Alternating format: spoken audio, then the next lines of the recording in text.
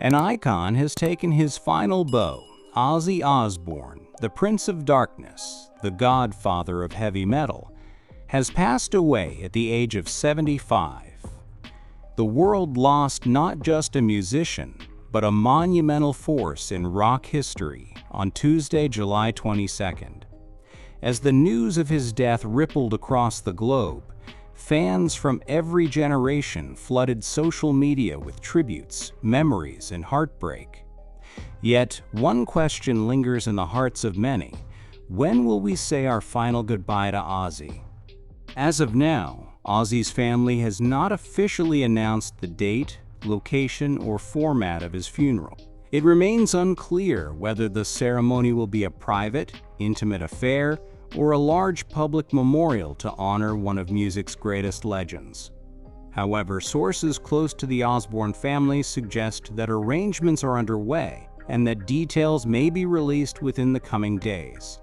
Industry insiders speculate that the ceremony could take place in either Los Angeles, where Ozzy spent much of his later life, or in his birthplace of Birmingham, England, a city forever linked with the origins of heavy metal.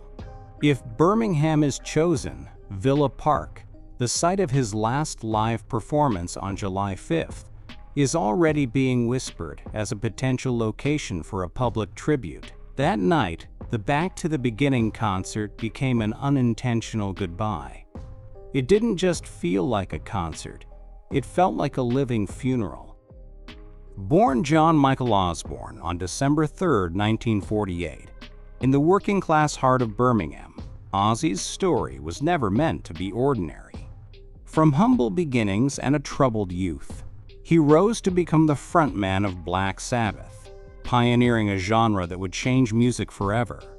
Together with Tony Iommi, Geezer Butler, and Bill Ward, they forged a sound that was dark, daring, and unlike anything the world had ever heard. After being dismissed from the band in 1979 due to substance issues, Ozzy launched a solo career that defied expectations. His debut album Blizzard of Oz brought hits like Crazy Train and Mr. Crowley, and marked the beginning of an era where Ozzy stood tall as both survivor and showman. Despite public battles with addiction, health scares, and near-death experiences, Ozzy refused to fade into the shadows. He sold over 100 million records, was inducted into the Rock and Roll Hall of Fame, and transformed into a pop culture icon through TV shows, autobiographies, and his festival Ozzfest. In recent years, Ozzy had grown increasingly fragile. From painful spinal injuries and a diagnosis of Parkinson's disease to a serious bout with COVID-19, his health challenges began to eclipse his ability to tour. In 2023, he formally retired from live touring, though he remained hopeful about performing again in some capacity. Sadly, that moment never came. The official cause of death has not been disclosed. The family's statement only confirmed that he passed peacefully, surrounded by his loved ones, including his wife Sharon Osbourne, who stood by his side through every triumph and tragedy. Though details are pending, many expect the funeral to be anything but ordinary. For a man whose life defied every rule, his final send-off may mirror the theatricality he was known for. Close friends, fellow musicians, and fans may gather in a ceremony filled with music, darkness, and gratitude. Black roses, candlelight vigils, and guitar riffs may accompany prayers and tears. A tribute concert is also rumored to be in the works, potentially bringing together metal's biggest names to honor the man who made it all possible. Whether it's a solemn cathedral or a stadium filled with feedback and fire, one thing is clear: Ozzy's farewell will be unforgettable. From the stages of Donington to the chaos of the Osbournes, Ozzy's influence stretched far beyond music. He was a rebel, a father, a survivor, a man who showed that even through darkness, brilliance can shine. As fans light candles and sing his songs in mourning, the world prepares for one final unified chorus: a goodbye to the man who brought heavy metal into the mainstream, who screamed against the void, and who lived life on his own terms. The curtain has fallen, but the echoes remain. Rest in power, Ozzy Osbourne. Your funeral may mark the end of a life, but never the end of your legend. In many ways, Ozzy Osbourne's funeral will not just be the closing of a chapter, it will be the end of an era. For over 5 decades, he was the embodiment of defiance and transformation. From the rough streets of Aston to the world's grandest stages, Ozzy didn't just live a rock star's life, he redefined what a rock star could be. His funeral, when it comes, will be far more than a ritual of mourning.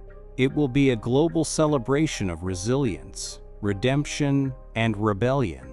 Plans for musical tributes are already underway, with rumors suggesting that both Black Sabbath and members of Ozzy's solo touring bands will reunite in a once-in-a-lifetime memorial performance. Venues such as the Royal Albert Hall and Madison Square Garden have been floated as possible locations for a tribute concert, potentially drawing the largest audience for a posthumous rock memorial in modern history. If approved, such a concert could include acoustic renditions of his most iconic songs, accompanied by strings and choirs, a hauntingly beautiful contrast to the heavy riffs that defined his career.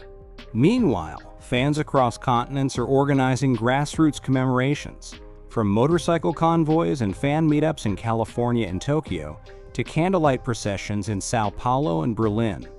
In his hometown of Birmingham, city officials have confirmed that public spaces will be designated for mass gatherings, with speakers playing Ozzy's music 24/7 leading up to the funeral. Some schools and institutions are even planning special lessons and lectures on Ozzy's contribution to music history, a rare honor typically reserved for poets and presidents. What makes Ozzy's farewell so unique is the emotional complexity behind it. He wasn't a saint. He was raw, flawed, and beautifully human. He made headlines for outrageous behavior, but he also inspired millions to be unapologetically themselves, to scream back at life when it tried to silence them. In his music, he gave voice to loneliness, addiction, mental illness, and spiritual struggle. And in doing so, he helped generations feel less alone.